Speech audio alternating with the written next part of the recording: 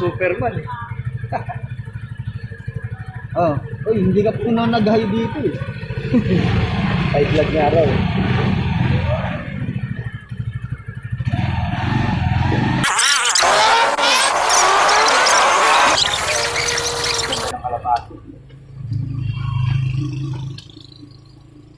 Hello guys. Tayo ko lang yung kapatid ko, kukuha ng taho. Titinda niya.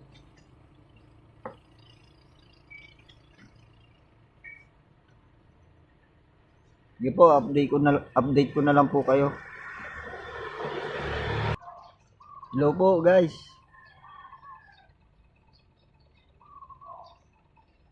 Samahan niyo po ako sa paghahatid sa kapatid ko po. Nagtitinda po siya ng taho. Halos araw-araw ko po siyang hinahatid. Pati po yung pamangking ko at apo sa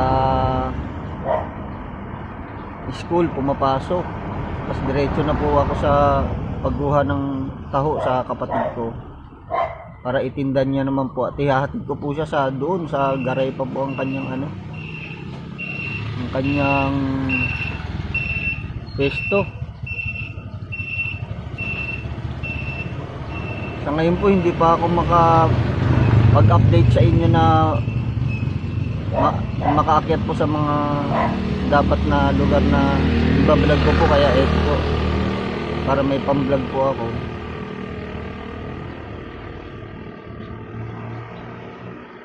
Siguro po araw-araw din po ito halos na magbablog po ako ng ganito, dahil halos araw-araw din po ako na parang ito na po ang routine ng araw-araw ko po na ginagawa sa buhay ko.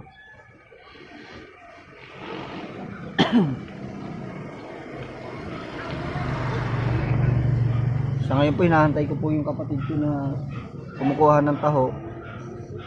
Update ko na lang po kayo guys. Hello po mga guys. Abangan nyo rin po pala yung gagawin ko pong pagla-live po mga sa susunod mga araw po. Live concert po sa aming bahay. Abangan nyo na lang po yun mga guys. Salamat po.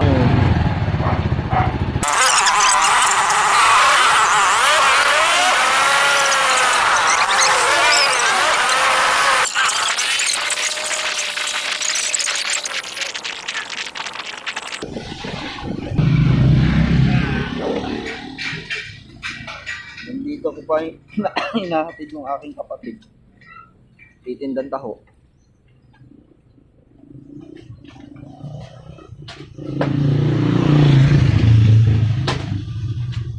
Sa likod ko. Ha? Sa likod ko.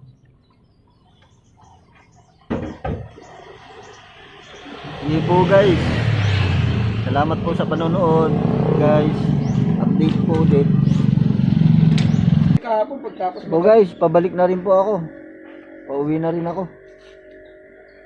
Hindi na ako guys, kamo papalik na ako, papakain pa ako ng mga alaga. Oo. Talagang hayop.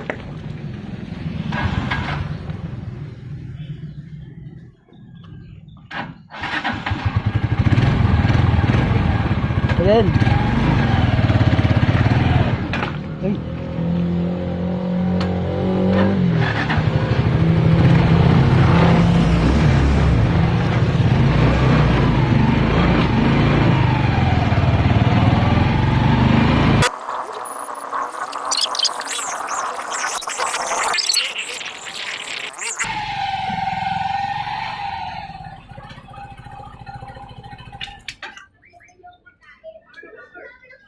Dumating din sa bahay guys.